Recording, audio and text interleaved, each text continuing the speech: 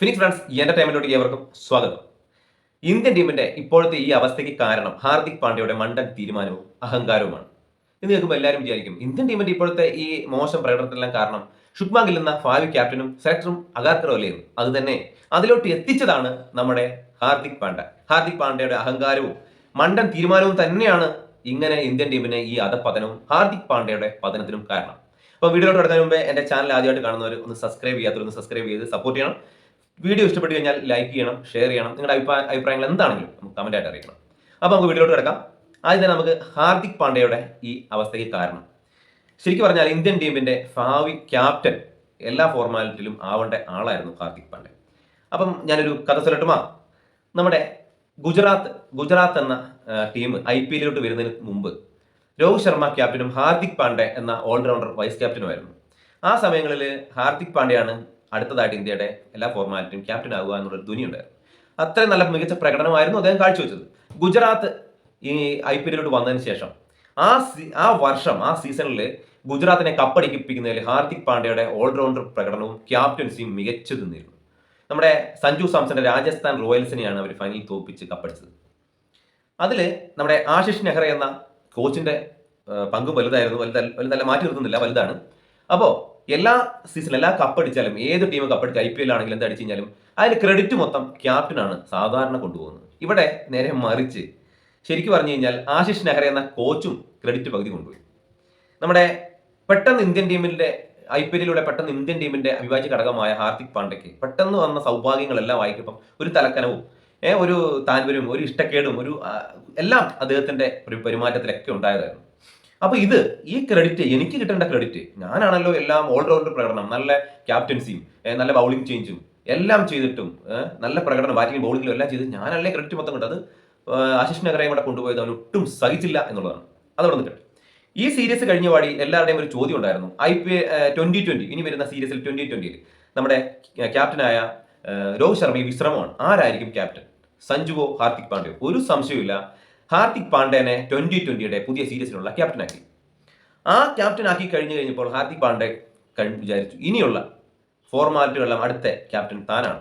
ഇത് കഴിഞ്ഞ് ഏകദിനം, പിന്നെ ടെസ്റ്റ്, ഇങ്ങനെ ഇന്ത്യയുടെ തലപ്പത്ത്, ഇന്ത്യയുടെ ഭാവി ക്യാപ്റ്റൻ, ഇന്ത്യയുടെ എല്ലാം അടക്കി ഭരിക്കേണ്ട ആൾ താൻ തന്നെ, അടുത്ത ക്യാപ്റ്റൻ തന്റെ തോളിലായിരിക്കും ഇന്ത്യൻ ടീം എന്നുള്ള ഒരു വിചാരവും തോന്നലും എല്ലാം ഹാർദിക് പാണ്ഡ്യ എന്ന കളിക്കാരനുണ്ടായി.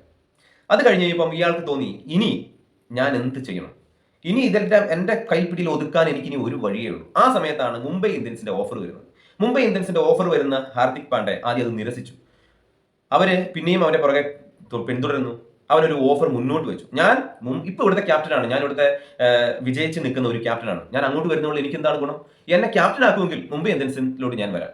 അങ്ങനെ അവരത് സമ്മതിച്ചു. കാരണം രോഹിത് ശർമ്മയുടെ ആ സമയത്തെ ഫോം ഔട്ടും അതുപോലെ തന്നെ ഇനി എത്ര കാലം രോഹിത് ശർമ്മ ഉണ്ടാവും എന്നറിയില്ല, ഭാവി ക്യാപ്റ്റനായിട്ടും എല്ലാം കണ്ട് ഹാർദിക് പാണ്ഡ്യനെ അവർ മുംബൈ ഇന്ത്യൻസിനെ ക്യാപ്റ്റനാക്കി അവരോധിച്ചു. ഇവൻ ആ സമയം മുതൽ ഇവന് മെല്ലെ മെല്ലെ ഇന്ത്യൻ ടീമിന്റെ 2020 ഏകദിനം ടെസ്റ്റ് ക്യാപ്റ്റനായ പോലെ നാളെ തന്നെ എല്ലാം കൈപ്പിടിയിൽ ഒതുക്കണം എന്നുള്ള അവന്റെ ആ ചിന്തയും അവന്റെ മനസ്സിലുള്ള ആ അഹങ്കാരവും കുടിലതയും ചെകുത്താൻ എന്ന് വെച്ചാൽ അവനെ കൊണ്ട് മറിച്ച് ചിന്തിക്കാൻ തുടങ്ങി. കളി തുടങ്ങി, IPL തുടങ്ങി, രോഹിത് ശർമ്മേനെ വെട്ടണം, അതിനുവേണ്ടി തന്നെ അവൻ മുൻകൈ എടുത്തു. ഫീൽഡിൽ ബൗണ്ടറി ലൈനിൽ കൊണ്ടിടുന്നു, മോശം ഇമ്പാക്ട് പ്ലെയർ ആയിട്ട് ഇറക്കാൻ നോക്കുന്നു.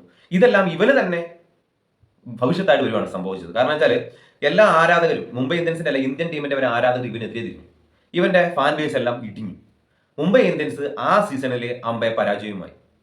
ഹാർദിക് പാണ്ഡ്യയുടെ അവിടെയാണ് നമ്മുടെ രോഹിത് ശർമ്മ എന്ന ക്യാപ്റ്റൻ ഉണർന്ന് പ്രവർത്തിച്ചത്. എനിക്ക് ഇവിടെ മാത്രമല്ലടാ പിടി എന്നുള്ള ഇത് അടുത്ത സീരീസിലുള്ള ഏകദിന ടീം വന്നു കഴിഞ്ഞപ്പോൾ ഹാർദിക് പാണ്ഡ്യ വൈസ് ക്യാപ്റ്റൻ പദവി പോയി. പിന്നത്തെ സീരീസ് വന്നു കഴിഞ്ഞപ്പോൾ ഏകദിന ടീമിൽ നിന്ന് ഹാർദിക് പാണ്ഡ്യനെ പുറത്താക്കി. വിശ്രമം എന്ന് പറഞ്ഞിട്ടാണ് പുറത്താക്കിയത്, അത് ആ വഴി അങ്ങ് പോയി. അതിനുശേഷം വന്ന 2020 രോഹിത് ശർമ്മയ്ക്ക് വിശ്രമമോ അല്ലെങ്കിൽ അങ്ങനെയല്ല, രോഹിത് ശർമ്മേനെ മാറ്റി നിർത്തുന്ന രീതിയിലോട്ട് വന്നു കഴിഞ്ഞപ്പം ക്യാപ്റ്റൻ സ്ഥാനത്തോട്ട് ഹാർദിക് പാണ്ഡ്യയ്ക്ക് പകരം നമ്മുടെ സൂര്യകുമാർ യാദവിനെ പ്രതിഷ്ഠിച്ചു, വൈസ് ക്യാപ്റ്റനായ ഹാർദിക് പാണ്ഡ്യ. ഇപ്പം ആ ഹാർദിക് പാണ്ഡ്യ എവിടെയാണുള്ളത്? വൈസ് ക്യാപ്റ്റനും അല്ല, സാധാ ഒരു പ്ലെയർ മാത്രമായി 2020 അധപ്പതിച്ചു. അപ്പം ഇതിന് കാരണം അദ്ദേഹത്തിന്റെ അഹങ്കാരവും അന്നെടുത്ത ആ മണ്ടൻ തീരുമാനവുമാണ് ഹാർദിക് പാണ്ഡ്യയുടെ ഈ അധപ്പതനത്തിന് കാരണം. ഇതേ ഒരു സംഭവം തന്നെയാണ് ഇന്ത്യയുടെ അധപ്പതനവും. എങ്ങനെയാണ് ഈ അവസ്ഥയും കാരണം? അങ്ങോട്ട് തന്നെ തിരിച്ചു പോവാം. ഗുജറാത്തിന്റെ ക്യാപ്റ്റനായി വിലസി നിൽക്കുന്ന നമ്മുടെ ഹാർദിക് പാണ്ഡ്യ ആ സമയം നമ്മുടെ ഗില്ലൊന്നും സ്വപ്നം പോലും കാണാത്ത, ക്യാപ്റ്റനോ ഒന്നും അറിയത്തില്ലാത്ത ഒരു പേട്ടിച്ചക്കൻ വന്ന് ബാറ്റ് ചെയ്യുക പോവാന്നല്ല വേറൊന്നും അറിയത്തില്ലാത്ത അയാൾ ആശിഷ് നെഹ്റയുമായിട്ടുള്ള സൗന്ദര്യ പിണക്കത്തിന്റെ പേരിൽ മുംബൈ ഇന്ത്യൻസിലോട്ട് ഭാവി ക്യാപ്റ്റൻ ഇന്ത്യനെ ചുമക്കാൻ വേണ്ടി പോയി. അപ്പൊ ഇവിടെ ക്യാപ്റ്റൻസി ഒഴിവാണ്. ആശിഷ് നെഹ്റയ്ക്ക് അതായിരുന്നു വേണ്ടത്. കാരണം താൻ പറയുന്നത് കേൾക്കുന്ന അതേപോലെ അനുസരിക്കുന്ന, വെറുതെ ഒരു കല്ലെടുത്ത് വെച്ചിട്ട് നിൽക്കുന്ന പോലത്തെ ഒരു ടോസ് ചെയ്യുക എന്നതിനുവേണ്ടി മാത്രമായിട്ട് ഒരാളെ വേണം. അതങ്ങനെ ഗില്ലിൽ ആശിഷ് നെഹ്റ കിട്ടി. അങ്ങനെ ആശിഷ് നെഹ്റ നമ്മുടെ ഗുജറാത്തിന്റെ ക്യാപ്റ്റനായിട്ട് ഗില്ലു വന്നു. അവിടെ നിന്ന് അങ്ങോട്ട് മറ്റുള്ള ടീമിനാണ് ഇപ്പം പുതിയതായിട്ട് വരുന്ന കോച്ചിനൊക്കെ ആണെങ്കിലും വെറുതെ നിർത്താൻ ക്യാപ്റ്റന്റെ മേളിൽ ക്യാപ്റ്റനായിട്ട് വളരരുത്, കോച്ച് ആയിട്ട് വളർന്നു നിൽക്കണം. എല്ലാ കാര്യവും കോച്ചിന്റെ കയ്യിൽ കിട്ടാൻ വേണ്ടി മാത്രം ശുഭ്മാൻ ഗില്ലിനെ ക്യാപ്റ്റനായിട്ട് അവരോധിക്കാൻ തുടങ്ങി. അങ്ങനെ അവരോധിച്ചു. ഒരു പ്രയോജനവുമില്ല. ബൗളിംഗ് ചേഞ്ചോ അല്ലെങ്കിൽ ഈ ഫീൽഡിൽ ജയിക്കേണ്ട കളി വരെ തോപ്പിക്കാൻ പറ്റുന്ന ഒരു ക്യാപ്റ്റനായി ഗില്ല് മാറി. അതിന് കാരണം ഒന്നും അറിയത്തില്ല, ബൗളിംഗിൽ ചേഞ്ച് വരുത്താനോ അല്ലെങ്കിൽ എന്ത് ചെയ്യണമെന്നൊന്നും അറിയത്തില്ലാത്ത ശുഭ്മാൻ ഗില്ല് ക്യാപ്റ്റൻ ആയതാണ് ഇന്ത്യയുടെ ഈ അധപതനത്തിനും ഇപ്പോഴത്തെ ഈ ടീമിന്റെ തോൽവിക്കും എല്ലാം കാരണം. അതിന് കാരണക്കാര് ഗില്ലിനെ അവരോധിച്ച അഗാർക്കറാണ്.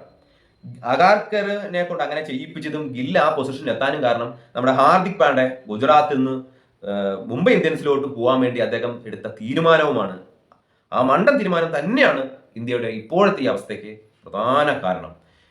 വാളെടുത്തവൻ വാളാൽ എന്ന് പറഞ്ഞ പോലെ ഹാർദിക് പാണ്ഡ്യ ഇന്ത്യനെ നശിപ്പിച്ചു എന്ന് വേണം പറയാൻ.